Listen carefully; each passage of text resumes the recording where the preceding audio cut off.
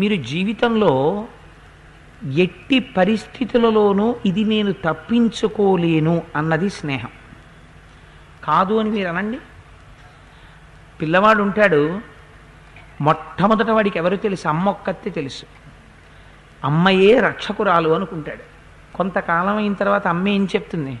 నాన్న, నేను కాదురా రక్షకురాల్ని, నీకు నాకు కూడా ఒక రక్షకుడు ఉన్నాడు, ఆయన నీ తండ్రి అని తండ్రిని చూపిస్తుంది. అప్పుడు వాడు నాన్నగారండి అని తండ్రి వైపుకు పెడతాడు. అయిపోతుందా? ఇంకొంతకాలం అయిన తర్వాత వీడిని అన్నరా అంటుంది. అన్న తర్వాత ఆ అన్నగారు వచ్చి ఏవో పాటలు పాడుతుంటాడు, వాడింతుంటాడు వీడింతుంటాడు. వాడు పాట పాడుతుంటాడు, వీడు నవ్వుతుంటాడు. ఆ అన్న కనపడకపోతే వీడు బెంగెట్టుకుంటాడు.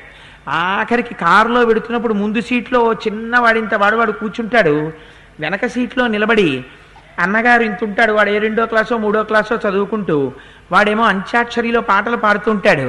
పాడుతుంటే ఇంత చిన్న తమ్ముడికి ఎంత సంతోషమో ఇంతోటి అన్నగారిని చూసుకుని వెనక్కి తిరిగి అన్నగారు పాడుతుంటే వీడు పెద్ద నవ్వుతుంటాడు. మెల్లిమెల్లిగా అన్నదమ్ములు అక్క చెల్లెళ్ళు తెలుస్తారు. దీన్ని మించి వాడు స్కూల్కి ఎడతాడు. వెళ్ళాక ఏమిటి తెలుస్తుంది వాడికి? వాడు స్నేహం చేయడం మొదలెడతారు. మన పెద్దవాళ్ళు ఓ గమ్మత్తైన మాట ప్రయోగం చేశారు, స్నేహము అన్నారు. ఎక్కడైనా స్నిగ్ధ, స్నేహ ఇలాంటి మాటలు ప్రయోగిస్తే బీయింగ్ స్టిక్కీ అని. స్టిక్కీ అంటే అంటుకుని ఉండడం. తలకి మీరు క్యాస్టర్ ఆయిల్ అని వచ్చేది పూర్వం. మా చిన్నతనంలో ఆ ఎర్రటి క్యాస్టర్ ఆయిల్ రాసుకుంటే చాలా గొప్ప. అందుకని నువ్వు క్యాస్టర్ ఆయిల్ రాసుకోరా, బుర్ర చల్లగా ఉంటుందని వారి ఇంట్లో. అందుకని ఆ క్యాస్టర్ ఆయిల్ రాసుకుంటే అదేంటంటే కొంచెం స్టిక్కీగా, అంటే జిగురుగా ఉంటుంది. ఆ స్నేహం జిగురుగా ఉంటుంది, అంటే అంటుకుని ఉంటుంది. అది ఏం చేస్తుంది? ప్రభావం చూపిస్తుంది మనస్సు మీద. స్నేహితుణ్ణి సెలెక్ట్ చేసుకోవడం మీ చేతిలో ఉండదు. మీరు ఇంట్లో ఉంటారు, ఒక వయస్సు వచ్చిన తర్వాత వాడు వీధిలో తిరుగుతాడు. మీ బలం క్షీణిస్తుంది, వాడి బలం పెరుగుతుంది. వాడు 10th క్లాస్లోకి వస్తాడు, వాడు ఇంటర్మీడియట్లోకి ఎడతాడు. నీ వయస్సు 45, 46కో వస్తుంది, నీకు కళ్ళజోడు వచ్చేస్తుంది, నువ్వు కొంచెం 10-25 వేసుకోవడం ప్రారంభమైపోతుంది. నువ్వు మార్నింగ్ వాక్ చేస్తే తప్ప నీ శరీరం నీకు అదుపులో లేని స్థితిలోకి వస్తుంది. నువ్వు అప్పుడప్పుడు తూలుతుంటావు, కొడుకు ఆసరా కొంచెం కావలసి వస్తుంది. వాడు బలం పెరుగుతుంటుంది. ఇప్పుడు వాడు బయట ప్రపంచంలో ఉండేటటువంటి అందరి వ్యక్తుల యొక్క మనస్థితుల చేత ప్రభావితుడవడం ప్రారంభమవుతాడు. మీరు స్నేహాలు చేయకే అంటే మీరేం ఆపలేరు. పెద్ద పొరపాటు ఎక్కడ జరుగుతుందంటే, నువ్వు స్నేహం చేయకు, నువ్వు స్నేహాలు పట్టకు, నువ్వు మంచి వాళ్ళతో స్నేహం చేయి. వాడికి ఏం తెలుస్తుంది ఇది మంచివాడు ఇది చెడ్డవాడని? ఒక పిల్లవాడు తనంత తాను ఒక మంచివాడిని ఒక చెడ్డవాడిని గుర్తుపట్టగలిగాడు అనుకోండి. గుర్తుపట్టగలిగితే అసలు తల్లిదండ్రులు స్నేహం గురించి చెప్పవలసిన అవసరం ఏముంటుంది? ఉండదు. మీరు తల్లిదండ్రులు పిల్లలకి చెప్పవలసినటువంటి దాన్ని ఒక గొప్ప విషయం చెప్పింది శాస్త్రం. ఏది చెప్పిందంటే, నాన్న ఒక్క విషయం తెలుసుకో, స్నేహం అనేటటువంటిది ఎలా ఉండాలంటే నీ వ్యక్తిత్వాన్ని పాడు చేసేది కాకూడదు. అదొక్కటే పరీక్ష స్నేహానికి. ఎందుచేత? గాలి ఎప్పుడూ గాలి ఒక పువ్వు మించి వెళ్ళిపోయింది అనుకోండి, ఎంత బాగుందో గాలి అంటాడు. కొత్తగా గాలి బాగుందా ఇవాళ? ఏం లేదు, అది జాజి పందిరి మించి వచ్చింది, అందుకని ఆ గాలి చాలా బాగుంటుంది. ఒక 3 రోజుల క్రితం మరణించినటువంటి కుక్క యొక్క పార్థివ దేహం అక్కడ పడుంది కుళ్ళిపోతూ, దాని మించి గాలి వచ్చింది. గాలిది దోషమా? ఎంత దుర్గంధమో బాబోయ్ అని చెప్పి ఇలా ముక్కు మూసుకుంటాడు. ఇప్పుడు గాలి కుక్క యొక్క శరీరం మించి వస్తే మీరు భరించలేకపోయారు, జాజిపందిరి మించి వస్తే మీరు భరించగలిగారు. గాలి సంగం పెట్టుకోవడంలో దోషం వచ్చింది. సంగం పెట్టుకోవడంలో దోషం రాకుండా తల్లిదండ్రులు నేర్పగలగాలి. అది మీరు క్లాస్ తీసుకున్నట్టు చెప్తే పిల్లలు వినరు. గమ్మత్తు ఏంటంటే, మీరు చాలా క్యాజువల్గా పిల్లలతో కలిసి ఒక బాల్కనీలో కూర్చున్నప్పుడు ఒక అందమైనటువంటి ఉదాహరణ ఒకటి చెప్పి పిల్లలకి, ఒక ఇనప ముక్క ఉందిరా, దాని మీద నీళ్లు పడి కొంతకాలం నీళ్లలో ఉండిపోయిందనుకో, ఏమవుతుంది? తుప్పు పట్టేస్తుంది. తుప్పు పడితే ఏమవుతుంది? కొన్నాళ్ళకి తుప్పుగా ఇనుము విరిగిపోతే ఏమవుతుంది? ఆ ఇనుము లేకుండా పోతుంది. ఆ ఇనుముకి నిప్పు తగిలింది, ఏమవుతుంది? వంగుతుంది. ఎలా ఉపయోగపడాలో ఆ రూపంలోకి వంగుతోంది. దేనివల్ల? సంగము చేత. నువ్వు ఎంచుకోవడంలో ఉంది. నువ్వు సమాజంలోకి వెళ్ళిన తర్వాత నువ్వు ఫలానా పిల్లాడితో స్నేహం చెయ్యకు అని చెప్పడం వల్ల ఏమవుతుందంటే దెబ్బలాట్లు వస్తాయి పిల్లలకి. వాడు తల్లిదండ్రులు ఇంట్లో చెప్పిన మాట యథార్థం కరెక్టే, కానీ వాడికి పాపం కుదరదు. అలాగా ఒక 40 మంది పిల్లల్లో 50 మంది పిల్లల్లో ఉన్నప్పుడు, ఒరే నీలాంటి వాడితో స్నేహం చెయ్యొద్దన్నారా మా అమ్మగారు, నువ్వు నాతో స్నేహం చేయకు, నువ్వు పో అన్నాడు అనుకోండి, వాడు కక్ష పెట్టుకుంటాడు. కక్ష పెట్టుకుని వీడి మీద వాడు ఏదో రకంగా ప్రతీకారానికి వస్తాడు. అది ఆ పిల్లాడికి మంచిది కాదు. మనం ఎవరో ఆ పిల్లలందరినీ బాగు చేసే ప్రయత్నంలో ఉండాలి, కానీ ఒక పిల్లవాడు చెడ్డవాడు, ఒక పిల్లవాడు మంచివాడు అని చెప్పకూడదు. అందుకే శాస్త్రం అంది, నీ పిల్లలకి నువ్వు చెప్పవలసింది ఏమిటో తెలుసా? స్నేహం విషయంలో ఎవరితో కలవడం చేత నీ జీవితం బాగుపడుతుందో, నిన్ను 10 మంది దూషించరో, నిన్ను 10 మంది ఫలానా వాడి స్నేహితుడు అని గౌరవిస్తారో అలాంటి వాడితో స్నేహాన్ని వెంటనే పట్టుకో. సిమెంటు మీద నీరు పడింది ఏమవుతుంది? వెంటనే హార్డ్ బ్లాక్ అయిపోతుంది, గట్టి అయిపోతుంది, అంతే. ఇంకా మీరు సుత్తి పెట్టి కొట్టండి, ఆ నీరు ఆ సిమెంట్ నుంచి విడిపడదు, ఇక మీరు తీలేరు. ఒక మంచి వ్యక్తి కనపడ్డాడు, వాడి వల్ల నీకు ప్రయోజనం ఉన్నది, వాడితో నువ్వు అలా అంటుకుపోతే వెంటనే ఆ స్నేహం ఇంకా విడదీయరానిది అయిపోవాలి, అలా పట్టుకోవండి. ఎందుకని? వాడి వల్ల నువ్వు ఉద్ధరింపబడతావు. అందుకని ఆ నీరు సిమెంటుతో కలవాలి. కలవకూడని వాడు కూడా నీకు కనపడతాడు. ఈ సెల్ఫ్ జడ్జింగ్ రావాలి. వీడు కలవకూడని వాడు, వీడు తుంటరివాడు అని టీచర్లు చెప్తున్నారు, తుంటరివాడు అని మిగిలిన పిల్లలకి తెలుసు. నువ్వు వాడిని దూరంగా పెట్టి నువ్వు క్లాస్ రూమ్లో ఉండలేవు. నువ్వేం చెయ్యాలి? వాడితో కూడా మాట్లాడాలి, వాడితో కూడా కలవాలి, వాడితో కూడా ఉండాలి. కానీ ఎలా ఉండాలి? నూనెలో పడినటువంటి నీటి బొట్టులా. ఇక్కడేమైంది? నూనెలో నీటి బొట్టు పడింది, కలుస్తుందా? కలవదు. నూనెలో లేదా నీటి బొట్టు? ఉంది, కానీ ఎప్పుడూ తన అస్తిత్వాన్ని తాను నిలబెట్టుకుంటుంది. తన చేత అవతలవారు ప్రభావితులవాలి తప్ప అవతల వారి యందు తను ప్రకాశించవలసినంత గుణము లేదు అంటే వారి గుణములు తను తెచ్చుకోకూడదు. తన గుణముల చేత వారిని ప్రకాశింప చెయ్యాలి. ఎందుకని? ఎవ్వరూ చెడ్డవారు కాదు, వారు కూడా ఉద్ధరింపబడాలి నీ స్నేహం చేత. ఆ ఔదార్యం నీకు ఉండాలి తప్ప నువ్వు గిరిగీసుకుని బతక్కో. ఇలా ఉన్ననాడు నీ వలన ఉపయోగం ఉంటుంది ప్రపంచానికి. నువ్వు నేతి గిన్నెగా తయారవుతావు. చేతిలో నేతి గిన్నె జారి రొట్టె మీద పడింది, ఏమవుతుంది? ప్రమాదం లేదు, రొట్టె మరింత రుచికరంగా తయారవుతుంది. చేతిలోది పన్నీటి గిన్నె జారి బురదలో పడింది, ఏమవుతుంది? ఇక ఉపయోగం లేదు. నువ్వు బురదలోకి పడే పన్నీటి గిన్నెగా ఉంటావో, రొట్టె మీద పడవలసిన నేతి గిన్నెగా ఉంటావో, సిమెంటు మీద పడవలసిన నీటి చుక్కగా ఉంటావో, నూనెలో కలవనటువంటి నీటి బొట్టుగా మిగులుతావో, లేకపోతే కుక్క యొక్క శరీరం నుంచి వచ్చినటువంటి గాలిగా మారుతావో, నిన్ను నువ్వు నిర్ణయించుకోవలసి ఉంటుందిరా. ప్రతి క్షణం నేను నీ పక్కన కూర్చునేటటువంటి వయస్సు నీది కాదు, కూర్చుని చెప్పగలిగినటువంటి వయస్సు నాది కాదు. ఈ విషయాలు నువ్వు జ్ఞాపకం పెట్టుకో అని స్నేహము యొక్క ఔదార్యమును గురించి, స్నేహం జీవితాన్ని ఎలా మారుస్తుందో తండ్రి యొక్క ప్రధానమైన బాధ్యత. అందుకే 8 ఏళ్ళు దాటితే కొడుకుని స్నేహితుడిలా చూడమని చెప్పింది శాస్త్రం. 8 సంవత్సరాల తర్వాత తండ్రి ఆచార్య పదవిలోకి వెళ్ళిపోతాడు. ఎందుకు వెళ్ళిపోతాడంటే ఉపనయనం చేస్తాడు, కొడుక్కి మంత్రోపదేశం చేస్తాడు. చేసిన తరువాత ఇంకా కొడుకుని కూర్చోపెట్టుకుని ఒక గురువు శిష్యుడికి ఎలా బోధ చేస్తాడో అందుకొచ్చే మనకి రామాయణాంతర్గతమైన విషయాలు, అందుకొచ్చే మనకి పంచతంత్రం, అందుకొచ్చే నీతి కథలు.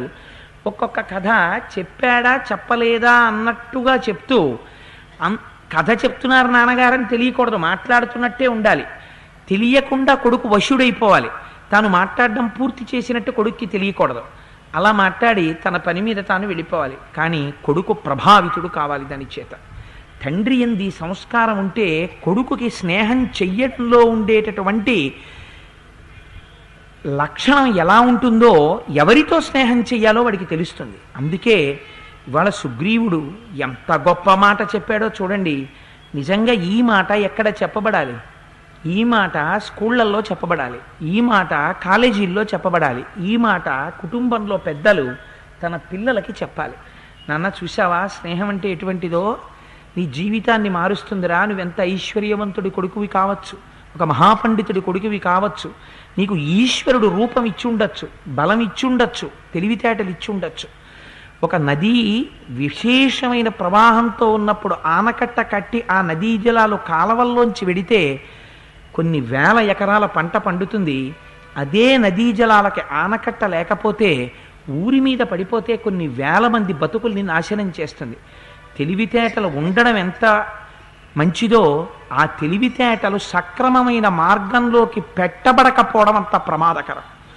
గురువు అన్నదానికి మన సమాజంలో దేనికెంత గొప్పతనం వచ్చిందంటే ఆ తెలివితేటల్ని, ప్రతి వ్యక్తిలో ఉన్నటువంటి తెలివితేటల్ని గుర్తుపట్టి ఆ తెలివితేటలు ఎవరివి ఎటువైపు ఏ కాలువలో ప్రవహించాలో నిర్ణయిస్తాడు గురువు. ధీకుల్యాహ సరణిషు పతంతి విజయతాం అంటారు శంకరాచార్యులు వారు. ఆ బుద్ధి అనే కాల్వ తవ్వుతాడు గురువు. ఆ తవ్వగలిగిన నైపుణ్యం గురువుకుంటే ఒక్కొక్క గురువు మాటకి, ఒక్కొక్క గురువు చెప్పినటువంటి కథకి, ఒక్కొక్క గురువు చెప్పిన సన్నివేశానికి చిన్నతనంలో చిన్న వయస్సులో ఉన్న పిల్లలు భావి జీవితంలో దేశానికి పనికొచ్చేటటువంటి పౌరులు అవుతారు. స్నేహానికి అర్థం ఏమిటో తెలుసా? ఎక్కడైనా కానీ నీ స్నేహితుడన్నవాడు కనపడగానే నీ కళ్ళల్లో మెరుపు కనపడాలి. అది స్నేహానికి గుర్తు. ఏమండి ఆయన కనపడగానేనండి ఎంత హడావిడిలో ఉన్నా ఓసారి వెళ్ళి మాట్లాడతారండి. ఆయన్ని చూడగానే ఎంత పొంగిపోతారోనండి, ఎంత సంతోషపడిపోతారోనండి. ఈ కళ్ళల్లో మెరుపు ఉందే, ఈ హృదయంలో ఉద్విగ్నత ఉందే, పలకరించి మాట్లాడకుండా ఉండలేని బలహీనత ఉందే, ఇది స్నేహం. ఎంత గొప్ప మాట, ఎంత పరమోత్కృష్టమైన నిర్వచనం.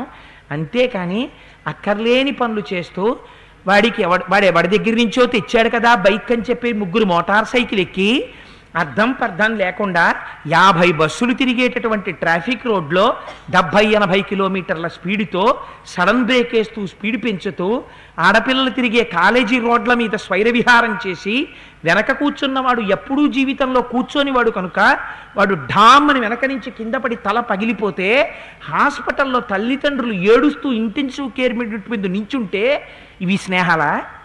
వాటిని స్నేహమని పిలుస్తావా? అలా నువ్వు పిలిచిన నాడు దానికి అర్థం ఉందా? అసలు అలా పిలవమని శాస్త్రం చెప్పిందా? అది అత్యంత ప్రమాదకరమైన పోకడ. మనకి ఇవాళ వచ్చిన దారుణాతి దారుణమైన విషయం ఏంటంటే ఇది స్నేహం మనం అనుకుంటున్నాం. ప్రతివాడి దగ్గర 50 రూపాయల చందా వసూలు చేసుకుని దుర్మార్గపు మాటలు చూపించే వాళ్ళందరూ ముగ్గురిని మోటార్ సైకిల్ ఎక్కి పరిగెత్తిస్తున్నట్టు సెల్యులాయిడ్ల మీద చూపిస్తున్నారు. అది చూసిన వాళ్ళందరూ స్నేహం అంటే ముగ్గురు మోటార్ సైకిల్ ఎక్కితేనే స్నేహం అనుకుంటున్నారు.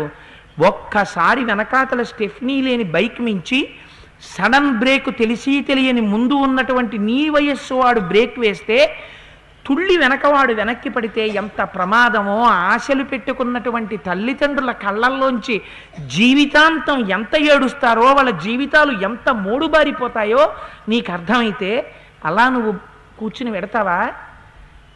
అది ఒక ఉన్మాదం. దాన్ని పెద్దలైన వారు ఎవరైనా సరే నిరసించవలసిందే. దెబ్బలాడవలసిన పని లేదా, పిల్లలు మారుతారు. మీరు ఒక్కసారి నిలబెట్టండి. ఎందుకు నాన్న అది ఏమిటి, దానివల్ల ప్రయోజనం? ఒకవేళ వాడు నిన్ను నిరసించాడు, నువ్వు బెంగ పెట్టుకోకు. 1-4 మాటలు చెప్పు, వాడు మారి తీరుతాడు. నిజంగా నాకు అనిపిస్తూ ఉంటుంది, వెళ్ళిపోతుంటారు తెలిసి తెలియని వయస్సు. అదేదో చాలా గొప్ప విషయం అనుకుంటారు. నాకు తెలుసు పడిపోయినటువంటి నా స్నేహితుల యొక్క కొడుకులు కాళ్ళు చేతులు విరిగిపోయి హాస్పిటల్లో ఇంటెన్సివ్ కేర్ యూనిట్లో వైద్యం చేయించుకున్న వాళ్ళు నాకు తెలుసు. ఇప్పటికీ కూడా ప్రమాదవశాత్తు మంచం నుంచి కింద పడితే చంటితనంలో పాపం తల దెబ్బతిని ఏ పాప పుణ్యం తెలియని పిల్లడు పిచ్చివాడిగా ఉండిపోతే బాధపడుతున్న తల్లిదండ్రులు నాకు తెలుసు. ఎందరో ఉన్నారు ప్రపంచంలో. ఎంత ప్రమాదకరమైనటువంటి జీవితాలు ఇవాళ జీవిస్తున్నారో చూడండి. స్నేహం అంటే ఏమిటో, ఎలా ఉండాలో చూపిస్తున్నాడు రామచంద్రమూర్తి ఇవాళ. అందుకని రామాయణం ఎంతకాలం మనం చెప్పుకుంటామో, రామాయణం ఈ వయస్సు వారికి కాదు అని మనం నమ్మి ఎన్నాళ్ళు వింటామో అంతకాలం మన జీవితాలు భద్రంగా ఉంటాయి. రామాయణం అనేటటువంటిది ఒక 100 రూపాయలు పెట్టి కొనవలసిన పుస్తకం కాదు. It is an unwise investment. Why should we purchase a Ramayana? It is not required. We are concerned with some other writers. We are concerned only with celluloid. We are concerned only with a color television. And we are in no way connected with Ramayana. Ramayana is an outdated book. As long as you live with such a belief, so long nobody can help you. So long nobody can, that you have to purchase a Ramayana and keep it in your shelf. Allow your children to read it. When summer vacation comes, your fundamental duty is to see that your son reads Ramayana.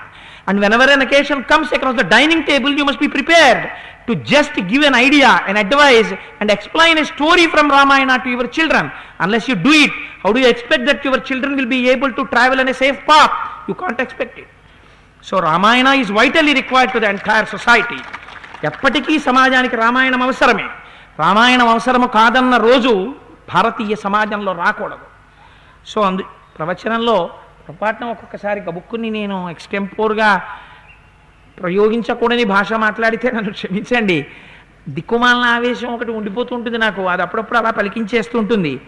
So ఎందుకంటే useless, out dated. ఈ మాటలు వింటే ఎంత బాధగా ఉంటుందో. ఏదో out dated రా, ఏది యూస్లెస్. అలా అని నువ్వు యూస్లెస్ అవుతున్నావు, నువ్వు అవుట్ డేటెడ్ అవుతున్నావు, నువ్వు ప్రమాదాన్ని కౌగిలించుకుంటున్నావు. చిత్రం ఏమిటంటే ద్వాపర యుగం చివరి దగ్గరికి వచ్చేటప్పటికీ వ్యాస భగవానుడు వేదాంతర్గతమైనటువంటి 3 రుణములనే కాకుండా 4వ రుణాన్ని ప్రతిపాదన చేశాడు. ఇది వ్యాసుడు మొట్టమొదట ఆచరించి చూపించాడు. ఎందుకని అంటే మీరు వ్యాసుడి గురించి విన్నప్పుడు విన్నారు, ఎక్కడెక్కడ కష్టం వస్తుందో అక్కడక్కడ ముందు పెడతాడు వ్యాసుడు.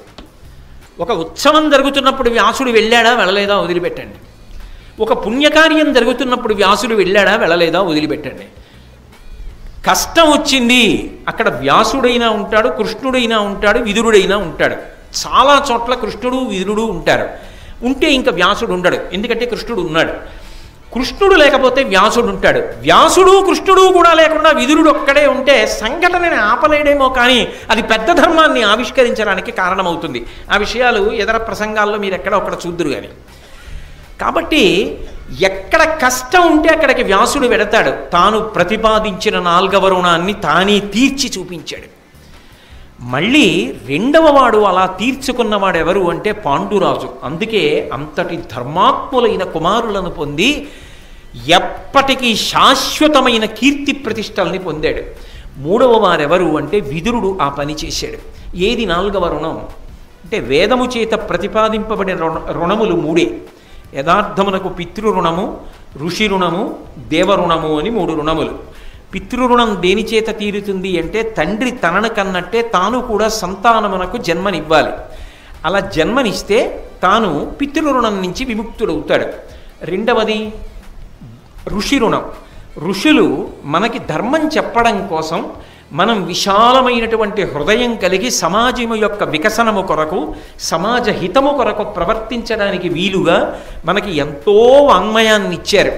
కనీసంలో కనీసం ఆ వాంగ్మయాన్ని కొని తెచ్చి ఇంట్లో పెట్టాలి.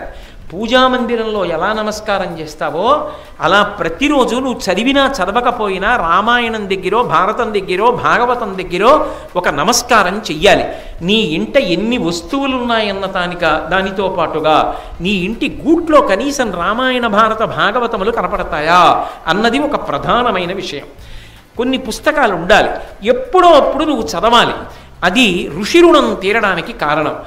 ఇంకా కొద్దిగా భగవంతుడు ఏదైనా ప్రజ్ఞ ఇచ్చినా, లేదా అది ఇచ్చినా ఇవ్వకపోయినా నేను రుణం తీర్చుకుందామని ఉత్సాహం పొందినా, నువ్వు ఒక్కరినో ఇద్దరినో కనీసం భార్యాబిడ్డల దగ్గరైనా రామాయణ, భారత, భాగవతాల యొక్క ప్రస్తావన చేసి మాట్లాడాలి.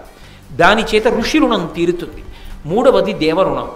దేవతల యొక్క రుణం తీరాలి అంటే ప్రతిరోజు గృహదేవతలకి పూజ చెయ్యాలి. యజ్ఞయాగాది క్రతువులు చేసి అగ్నిముఖంగా హవిస్సులు ఇవ్వాలి. కానీ ఈ 3 మాత్రమే కాదు సుమా, కలియుగంలో ఈ 3టిని మించినటువంటి పెద్ద రుణం ఒకటి ఉన్నది అని వ్యాసుడు ద్వాపర యుగం చివరిలో ప్రతిపాదన చేశాడు. కలియుగంలో మనుష్యులు ప్రధానంగా ఈ రుణాన్ని కూడా తీర్చుకోవాలి.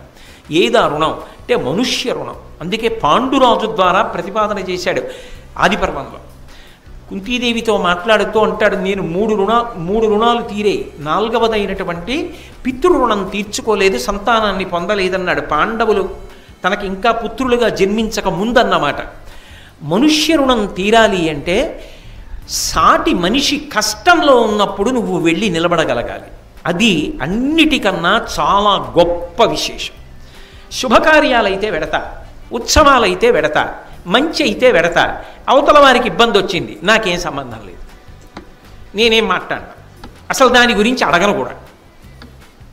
చాలా దారుణమైన జీవన విధానం. అలా బ్రతకద్దు, అది జీవితం కాదు. అలా ఉండడం హేయమైనటువంటి విషయం, నీచమైన విషయం. మనిషిగా బ్రతుకుతున్నవాడివి సాటి మనిషి కష్టంలో ఉంటే కనీసం పలకరించడమైనా నేర్చుకో. అది పలకరించడానికి, ప్రస్తావించడానికి కూడా నీకు అహంకారం అడ్డొస్తే పతనమైపోయేది నువ్వే. కాబట్టి ఆ 4వ రుణం విషయంలో తస్మాత్ జాగ్రత్త జాగ్రత్త అని యావత్ మనుష్య కోటికి ప్రతిపాదన చేసిన మహాపురుషుడు వ్యాస భగవానుడు. దాన్ని ఆచరించి చూపించిన వాడు విదురుడు. అందుకే భారతంలో వ్యాసుడి తర్వాత, పాండురాజు తర్వాత మనుష్య రుణాన్ని తీర్చుకోవడంలో అంత ప్రజ్ఞాపాఠవములను ప్రదర్శించి అంత ఉత్సుకత చూపించిన వాడు విదురుడు. నిజానికి విదురుడు ఇంత కష్టపడాలా? దుర్యోధనుడికి తెలిస్తే, ధృతరాష్ట్రుడికి తెలిస్తే, వాళ్ళు వేసిన పన్నాగం బయటికి తెలిసిపోతోందని ఎంత ప్రమాదం వస్తుంది?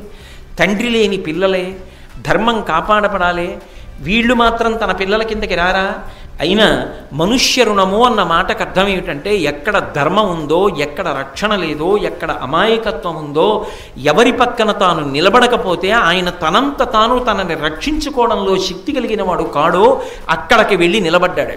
పాండవులు పిల్లలు, కుంతీదేవి విధవ, ఏం తెలుసు పాపం? వాళ్ళ పక్కన నిలబడాలా, వీళ్ళ పక్కన నిలబడాలా? ఇక్కడ ప్రభు కార్యం చేసినా, ధృతరాష్ట్రుడి పక్కన నిలబడినా, ఇక్కడ కొడుకుల పక్కన నిలబడినా కూడా ధర్మమే అని బుకాయించచ్చు విదురుడు.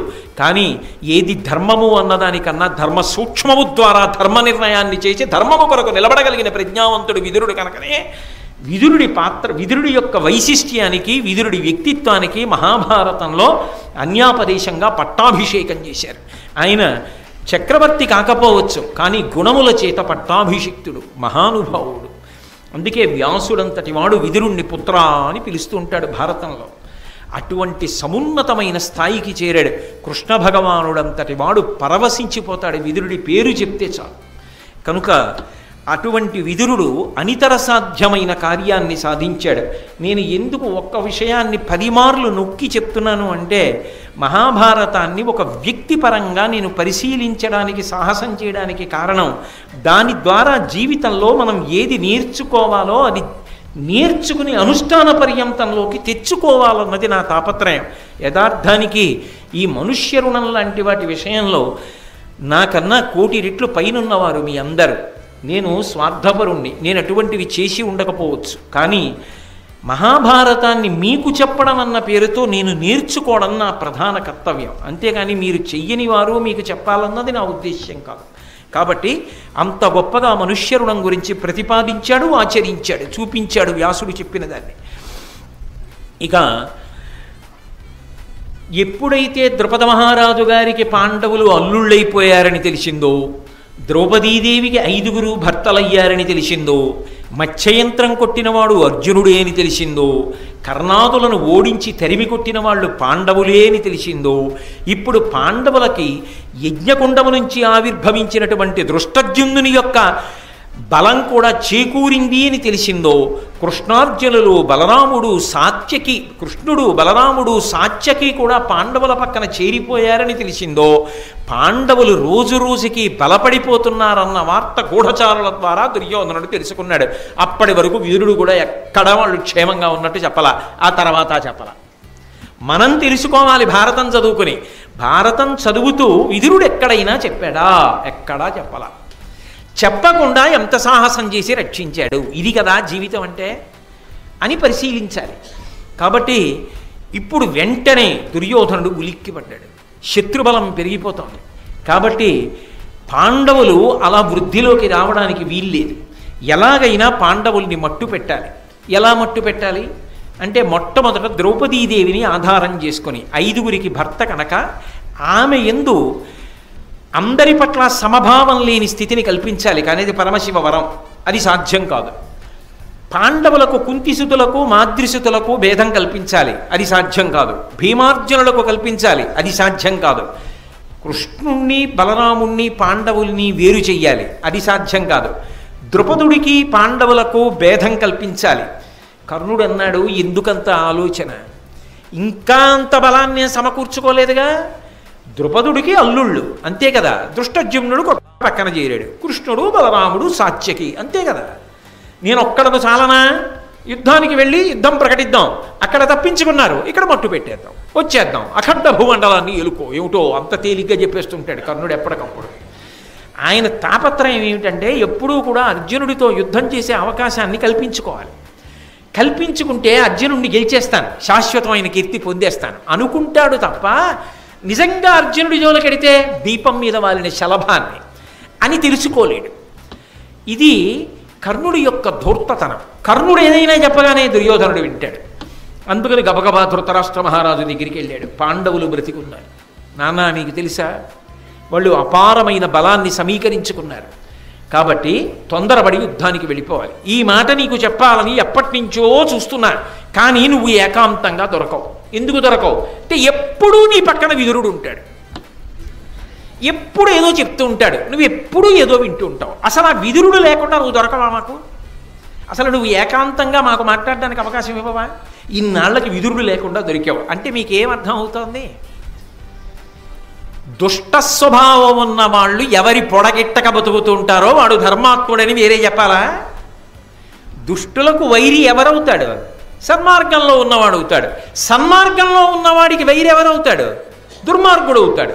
దుర్మార్గులందరికీ కూడా వైరి పాండవులు, దుర్మార్గులందరికీ కూడా వైరి విదురుడు. ఆ విదురుడు ధృతరాష్ట్రుడి పక్కన ఉండగా రారు వాళ్ళు. ఎందుకంటే విదురుడి పక్కన ఉండగా వచ్చారనుకోండి, నోరు ముయ్యండి ఏమిటా మాట్లాంటాడు. మంత్రి, ఆయనకి అధికారం ఉంది, అందుకని ఆయన లేనప్పుడు రావాలి. అందుకని వెళ్ళారు ధృతరాష్ట్రుడి దగ్గరికి. వెళ్ళి ఎప్పటి నుంచో చూస్తున్నాం నీకు చెప్పాలని, కానీ అవకాశం దొరికితే కదా. ఇవాళ విదురుడు లేడు నీ పక్కన, అందుకు చెప్పడానికి వచ్చాం, సావధానంగా విను. పాండవుల యొక్క ప్రజ్ఞాపాఠవాలు ఇలాగే పెరిగిపోతే వాళ్ళని నిగ్రహించగలిగినటువంటి శక్తి మనకుండదు. వాళ్ళు ఈ అఖండ భూమండలాన్ని పరిపాలిస్తారు. అందుకే నా మాట విని అనుజ్ఞని కర్ణుడితో కలిసి యుద్ధానికి వెళ్ళి వాళ్ళని మట్టు పెడతానన్నాడు.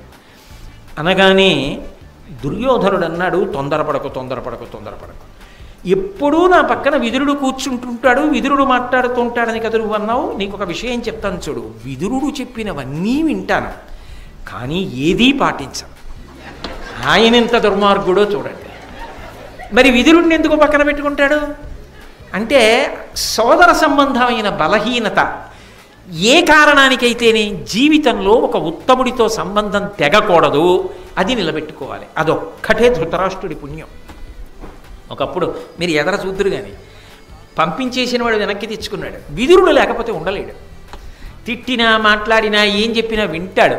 ఆయన ఏం పాటించడని విదురుడికి తెలుసు, కానీ విదురుడు చెప్తుంటాడు. ఆ విదురుడితో స్నేహం పెంచుకున్నాడు కదూ. అందుకే దివ్య చక్షువులనిచ్చి విశ్వరూప సందర్శనం చేసే యోగ్యతనిచ్చాడు కృష్ణ పరమాత్మ. సత్సంగం అంత గొప్పది. జీవితంలో ఏదైనా పోని సత్సంగం పోకూడదు. సత్సంగత్వే నిస్సంగత్వం, నిస్సంగత్వే నిర్మోహత్వం, నిర్మోహత్వే నిశ్చలతత్వం, నిశ్చలతత్వే జీవన్ముక్తి అంటారు శంకర భగవత్పాదులు మొహముద్గరంలో. కాబట్టి ఆ విదురుడికి చెప్తాను, మళ్ళీ విదురుడికి చెప్తానంటావు. విదురుడు పాండవ పక్షపాతి కదా, విదురుడికి చెప్తే వింటాడా? వద్దంటాడు. మరి విదురుడికి చెప్పడం ఎందుకు అంటే కాదు కాదు విదురుడికి చెప్పాలి. విదురుడికే కాదు భీష్మద్రోణులకు కూడా చెప్పాలి. వాళ్ళు ఏం చెప్తారో ఆలోచిద్దాం, ఆలోచించి మనం నిర్ణయం చేద్దాం. ఎందుకు ఇలా అంటాడు ధృతరాష్ట్రుడు అంటే ఆయనకుండే భయం ఆయనకుంది. ఎందుకంటే ధృతరాష్ట్రుడు రాచపదవిలో ఉన్నాడు. రాజు ఒక కార్యాన్ని చేసేటప్పుడు మంత్రిని సంప్రదించాలి. విదురుణ్ణి సంప్రదించకుండా సరే యుద్ధానికి వెళ్ళండి అన్నాడు అనుకోండి, భీష్మద్రోణులు ఎందుకు ఎడతారు? విదురుడి అనుమతి లేదు. విదురుడి అనుమతి లేకుండా ఎవరెళ్ళమన్నారా గుడ్డిరాజా, మేము వెళ్ళమంటారు. భీష్మద్రోణులు నిలబడకపోతే ఎలా యుద్ధం గెలుస్తారు? భీష్మద్రోణుల అండ పాండవులకుంటే గెలుస్తారా? కౌరవులు అందుకని గెలవరు. వద్దు అంటే తన కొడుకు వినడు. ఆ మాటలేవో భీష్మద్రోణులు విదురులు చెప్పాడు అనుకోండి, తాను వద్దన్నాడన్న గొడవ కొడుకు దగ్గర ఉండదు. అమ్మో ఆయనెంత తెలివైనవాడు. ఒక్క మాట మాట్లాడితే దాని వెనక ఎన్ని చెయ్యొచ్చో అంత బాగా ఆలోచిస్తాడు. కళ్ళంటే లేవు కానీ కుతంత్రానికి చాలా పెద్ద బుద్ధి. కాబట్టి విదురుణ్ణి పిలిచిన తర్వాత విదురుడు సరే అంటే భీష్మద్రోణులు సరే అంటారు. భీష్మద్రోణులు సరే అంటే దుర్యోధనుడి పక్కన నిలబడతారు. తన కొడుకు క్షేమానికి భంగం రాదు. అప్పుడు పాండవులు పోతారు. ఇది కుట్ర. అందుకని విదురుణ్ణి పిలుస్తారు. విదురుడికి చెప్తా. విదురుడికి చెప్పినంత మాత్రం చేత పాండవుల క్షేమాన్ని నేను కోరుతున్నాను నువ్వు అనుకోకు. నాకు నీలాగే వాళ్ళు ఎప్పుడు పాడైపోతారా అని ఎదురు చూస్తున్నా, కానీ లాఘవంగా సాధించాలి. అది నాకున్న ఓర్పు, అది నాకున్న నేర్పు. నువ్వు ఇంకా పిల్లవాడివి కాబట్టి తెలియదు, నేను చెప్తే వినడు, మూర్ఖుడు. ఆయనకి తెలుసు మూర్ఖుడు కొడుకన్న విషయం, కానీ పుత్ర వ్యామోహం. కాబట్టి విదురుణ్ణి పిలుస్తాను, మీరు వెళ్ళిపోండి అన్నాడు. వాళ్ళు ఎక్కడికి పోతారు? ఆ విదురుడు వచ్చాడు. ఏమి నన్ను పిలిచావు అన్నాడు. ఏమీ లేదు, పాండవులు క్షేమంగా ఉన్నారట, దుర్యోధనుడు శత్రుశేషం ఉండకూడదు కదా అంటున్నాడు, యుద్ధం చెయ్యాలంటున్నాడు, ఏం చేస్తే బాగుంటుంది? భీష్మద్రోణాదుల్ని కూడా రప్పిద్దాం. పెద్దలు భీష్మద్రోణాదుల్ని రప్పించారు. వెంటనే భీష్మద్రోణులు అన్నారు, నీకు బుద్ధి ఉందా? పెద్దవాడివి, నీకు పాండుపుత్రులొకటి కౌరవులొకటే, ఇద్దరూ సమానం కాదు, ఇద్దరూ రెండు కళ్ళు కాదు. వాళ్ళు ఏ కారణం చేతనో బతికి బట్ట కట్టి అంత క్షేమకరమైన స్థితిలో ఉన్నారు. రత్నాల్ని మణుల్ని ఇచ్చి బహుమానాలు పంపించి ద్రుపదుడికి నీ యొక్క అభివాదం తెలియచేసి వాళ్ళని వెంటనే ఇక్కడికి పిలిపించి ధార్మికంగా అర్ధరాజ్యాన్ని వాళ్ళకి ఇచ్చేసి, అర్ధరాజ్యాన్ని ఇచ్చిన తరువాత మళ్ళీ ఏ ఇబ్బంది రాకుండా కౌరవులు పాండవులు సంతోషంగా కలిసిమెలిసి బ్రతికేటట్టు ఏర్పాటు చేయి. దాని వలన నీ పెద్దరికం నిలబడుతుంది. కళ్ళ ముందు పిల్లలు దెబ్బలాడుకోరు. పిల్లలు దెబ్బలాడుకోకుండా, యుద్ధం చేసుకుని చచ్చిపోకుండా ఉన్న సామ్రాజ్యాన్ని విభాగం చేసుకుని ఎవరి పెంపుతో వాళ్ళు సంతోషంగా ఉంటారు. పెద్దవాడు చెయ్యవలసిన పని ఇది.